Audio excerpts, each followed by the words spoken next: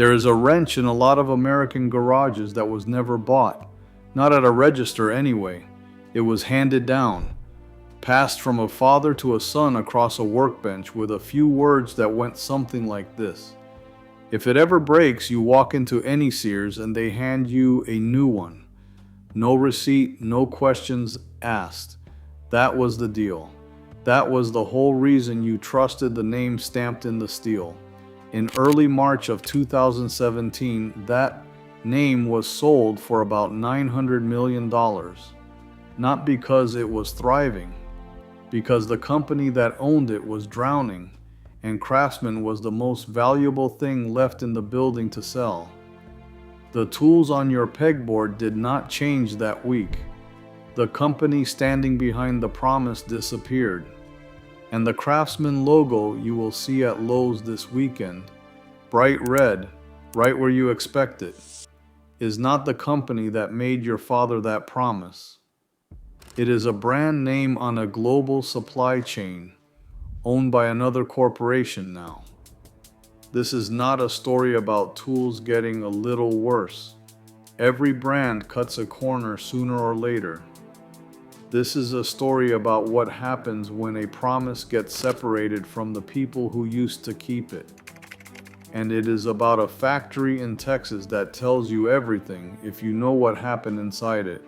So before we get to who earns your money now and there is a clear answer, let me show you the number that almost nobody heard about. Because the sale price was not the real story. The real story is this. A couple of years after that sale, Stanley Black & Decker, the new owner, spent about $90 million to build a brand new Craftsman factory in Fort Worth, Texas. American workers, American machines, tools stamped made in the USA, coming home at last. And then about 2 years later, they closed it. Hold on to that, because that factory is the entire story compressed into one building. We are going to walk right into it. But first, you have to understand how a 100-year-old American institution ended up on the auction block in the first place, because it was not an accident, and it was not about tools at all. Let me tell you something that surprises a lot of people. Sears never made Craftsman tools. Not once, not in 100 years. Craftsman was what the industry calls a private label brand. Sears owned the name and the reputation, and it bought the wrenches and sockets and ratchets from a rotating cast of American manufacturers, companies you never heard of. Western Forge out in Colorado made a huge share of the hand tools. Other suppliers made the ratchets, the sockets, the mechanic sets. Sears put its name on them, stood behind them with that lifetime warranty, and sold them at a price a working man could afford. That was the magic trick. Sears did not need a factory. It needed a promise, a supply chain, and a store on every corner in America. For decades, it had all three. Then it lost all three, one at a time. The man at the center of the collapse was a hedge fund manager named Eddie Lampert. In 2005, he merged Sears with Kmart, two struggling retailers, and told everyone he could turn them around. He was a Wall Street guy, not a retail guy, and his plan was financial, not practical. Instead of pouring money into the stores, the shelves got emptier and the lights got dimmer. Anybody who walked into a Sears in those years remembers it. It felt like a store that had already given up. At its peak, Sears and Kmart ran several thousand stores across the country. By the end, that empire had shrunk down toward a few hundred, and then to almost nothing. And the losses were brutal. According to reporting by CNBC, Sears lost more than $10 billion in the years after 2011. $10 billion. That is not a rough patch. That is a company bleeding out in slow motion, year after year. Now here's where it gets contentious, and I want to be fair about it. As Sears sank, Lampert's hedge fund kept cutting deals with Sears itself, including one that carved off hundreds of the best store locations into a separate real estate company he had a big stake in. When Sears went bankrupt in 2018, Creditors took him to court and alleged he had stripped billions out of the dying company for his own benefit. Those were allegations in a lawsuit. The case settled. Lampert denied any wrongdoing, and he says he was trying to save the company. I am not here to convict anybody. I am here to show you what all of it meant for the tools in your hand. Because when a company is drowning, it sells its life vest first. And Craftsman was the most valuable life vest Sears had left. So in early 2017, Sears sold the Craftsman brand to Stanley Black & Decker. The reported price was around $900 million, not all at once, but cash up front, more over the next few years, and a cut of Craftsman sales for over a decade. It was a lot of money. But understand what it was for. It was not fuel for growth. It was cash to keep the lights on at a company that was going under anyway. The crown jewel got sold to pay the light bill, and the moment the brand changed hands, the supply chain snapped. Remember Western Forge, the Colorado company that made so many of those American hand tools? When the Craftsman contract moved to a new owner with new plans, Western Forge lost the business that kept its factory running. The company that owned it, Idol Industries, was blunt about it afterward. As its chief executive put it, they just could not survive the impact from the Craftsman move. The contract was not renewed back in 2017, and the factory hung on for about 3 more years before the end came. In early 2020, the Western Forge plant in Colorado shut its doors. Hundreds of American manufacturing jobs gone. A shutdown like that costs you more than a building. When a forge closes, you lose the crew, the tradesmen who knew how to run those drop hammers, how to heat and beat and temper steel so a wrench survives 40 years of a mechanic leaning on it. That knowledge lives in people's hands, and it takes decades to build and about a week to scatter. Once those workers move on, you cannot post a job listing and get it back. The sourcing for a lot of Craftsman tools moved overseas, to Asia, where a large share of the industry already was. So that is how Craftsman died. No mustache-twirling villain, no single bad guy, just a financial collapse, a fire sale, and a supply chain that came apart the moment the money got tight. The name on the tools survived. The company that made the name mean something did not. And I already know what some of you are typing right now, that your old Craftsman ratchet from the 80s still turns like butter and has never let you down. You are right. That is the whole point. That tool was made by a company that stood behind it. Hold that old ratchet up next to what is hanging on the shelf today and tell me you cannot feel the difference in your hand. A lot of you already have. Which brings us back to that factory in Texas. And this is the part of the story that separates what happened from the lazy version you have heard. Because the easy story is that some greedy corporation bought an American brand and shipped it all to China to squeeze out a nickel. And if that were the whole truth, this would be a much simpler video. But it is not the whole truth, and the real version is more damning than that. In 2019, 2 years after buying Craftsman, Stanley Black & Decker announced something that made a lot of tradesmen a little hopeful.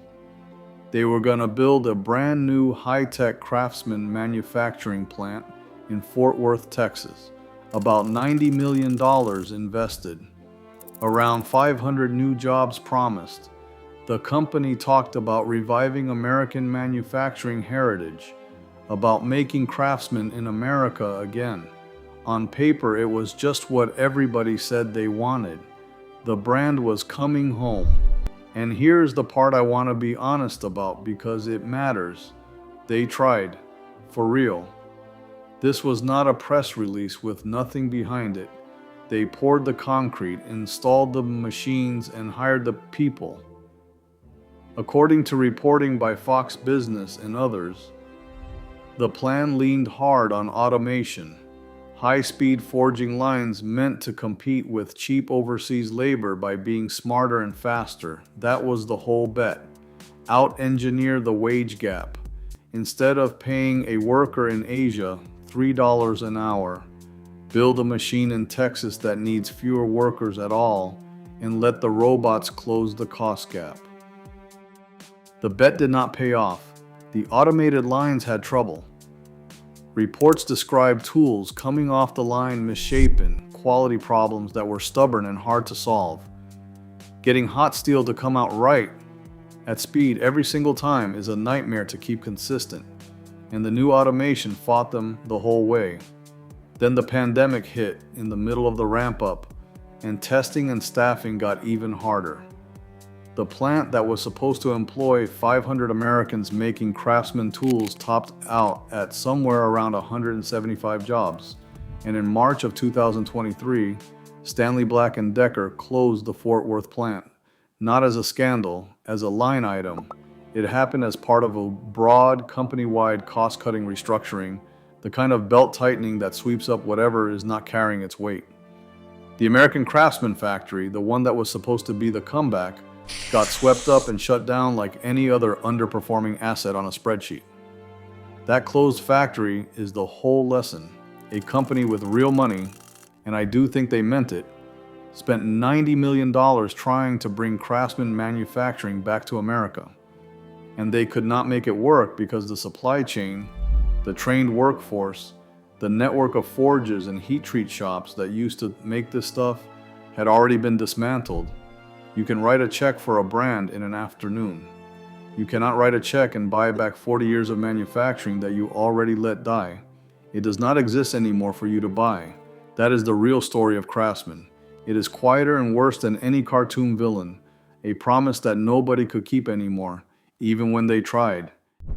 If this is the kind of thing you want to know before you spend your money, stick with me, because the next part is where it gets practical, and it is the reason I make these. I go through one of these brands every few days and show you what is going on behind the logo, so let us talk about that phrase you still see stamped on a lot of Craftsman packaging, made in USA, because it is not as simple as it sounds, and there is a real rule behind it that a lot of buyers have never heard of. In this country, a company cannot just print "Made in USA" on a box because it feels patriotic. There is a federal standard enforced by the Federal Trade Commission, spelled FTC, and the legal test, which you can read yourself in the Code of Federal Regulations through Cornell Law School's website, is that a product advertised as "Made in USA" has to be, in their exact words, all or virtually all made in the United States. That is a high bar. It means almost everything, the materials and the labor, has to be domestic. So what does Craftsman claim? A lot of Craftsman product today does not carry that clean "Made in USA" label. It carries a qualified version, wording like "Made in USA" with global materials. And that little phrase is doing a mountain of work. It is a legal signal that the product does not clear the full bar. Some of it is made here. Some of it, the steel, the components, comes from somewhere else. It is telling you the truth in the smallest font it can get away with. And there is an even softer version of the phrase you should learn to spot. Assembled in USA. That one means the parts can come from anywhere on Earth, and the only thing that happened on American soil is that somebody bolted them together at the end. It is a legal claim, it is allowed, and it is a long way from forged in America. Once you know the difference between made here with global materials, and merely assembled here, you start reading the fine print on the back of the package instead of the flag on the front. And when brands cross the line, this rule has teeth. The FTC has gone after tool and equipment companies over this kind of labeling. In one case that hits close to home, back in 2001, the FTC charged a company called Jor Corporation over a Craftsman branded drill bit, a product marketed as a Craftsman speed lock, made in USA, when it contained significant foreign-made components. That case got settled, And in 2024, the FTC hit the equipment maker Kubota with a $2 million penalty, one of the largest of its kind, over false made in USA labeling on imported replacement parts. So this is a real line the FTC does enforce, and the qualified label exists so a company can stay on the safe side of it. Now what about that lifetime warranty? The thing that started this whole story. Here's where I have to be straight with you, because it is easy to overstate this, and I will not. The Craftsman hand tool lifetime warranty is not gone. On paper, the mechanic's hand tools, the wrenches and sockets and ratchets, still carry a full lifetime warranty against defects. That much is real, and I am not going to tell you otherwise. And keep one more distinction in your head when you are standing in that aisle. The hand tools, the wrenches and sockets and ratchets are one thing. The cordless drills and the batteries wearing the Craftsman name are another animal. Those ride on Stanley Black and Decker's global power tool platforms, the same factories and battery cells that sit behind a whole shelf of other brands the company owns. The red logo is the same. What is underneath it is a shared corporate parts bin. So when you compare a Craftsman drill to the one next to it, you may be comparing two badges on the same machine. What died is not the warranty on paper. What died is the experience of it. The old promise was that you walked into any Sears, no receipt, no argument, and walked out in 5 minutes with a new tool in your hand. That was frictionless, and it was the whole point. Today, with Sears all but gone, that promise runs through Lowe's and through a claims process. It got bureaucratized. The warranty still exists. The 5-minute handshake behind it is what you lost. Keep that word in your head. Bureaucratized, because it is about to matter for the brand I am going to tell you to buy. Because you have been patient. And here is the question I have been holding this whole time. If the Craftsman on the shelf is a badge now, then who inherited the promise? Who is the tool brand a normal person can walk in, buy, and trust the way your father trusted Craftsman? For the working man day to day, the honest answer is Husky. Let me tell you why, because it is not random. When Sears died, it left a hole in one specific place, the place where a regular guy could walk in on a Saturday, buy an affordable hand tool, and know it was back for life without hunting down a receipt. And the store that stepped into that hole was Home Depot. As Sears shrank away to nothing, Home Depot became the new every-corner hardware store for a huge slice of America, the default place you go when something breaks on a weekend. And sitting right there on its shelves was its own house brand, Husky, offering the same basic deal Craftsman used to own. Affordable hand tools, a lifetime warranty printed right on the tag, and a store on every highway to honor it. Husky did not out-engineer Craftsman, it inherited Craftsman's parking spot. And I am not asking you to take my word on the warranty. Home Depot listed on their own site a lifetime warranty on the Husky hand tools, the wrenches and the sockets and the ratchets. The tools themselves are made for Home Depot by outside suppliers, some of them the very shops that once turned out Craftsman. So the badge is new, the deal underneath it is the old one. And here is where the math matters most, because nobody runs it for you at the counter. A tool is not expensive or cheap. It is expensive or cheap per year. Take a Husky 200-piece mechanic set that runs somewhere around $100. If it lasts you 10 years, and it should, that is about $10 a year for a full set of tools. If the warranty pays out when something breaks, so you never rebuy, that $10 a year keeps dropping the longer you own it. The tool pays for itself and then keeps on going. But watch what happens to that math if the warranty does not pay. Say a socket cracks in year 3 and the claim gets denied. That $100 is not $10 a year anymore. It is a sunk cost and you are standing in the aisle buying it a second time. Now compare that to the guy who chases the cheapest no-name set on the shelf, $40, no real warranty, and rebuys it every 3 years when it strips out. Over 10 years, that is $40 paid 3 or 4 times over, better than $140, and at the end he is holding worn-out tools with nothing to show for it. The man who bought the backed set once paid his $100 and still has it. Cheap got expensive, so the warranty is the entire denominator. It is the number you divide by. That is why in this whole category, the warranty is the thing you shop for, more than the chrome finish or the ratchet click everybody obsesses over. And this is why I told you to hold on to that word, bureaucratized, because I am not going to stand here and tell you Husky is a magic escape from everything that happened to Craftsman.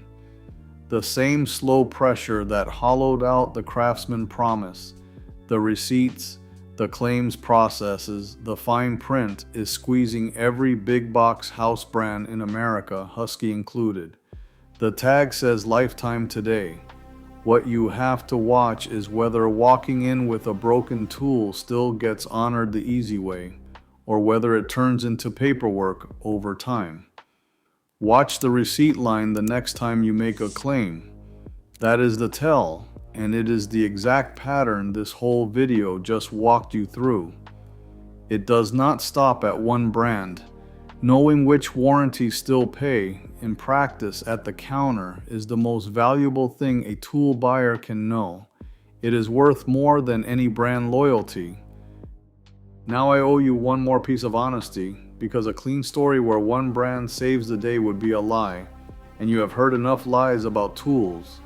Husky wins on the everyday promise, affordable, backed on every corner.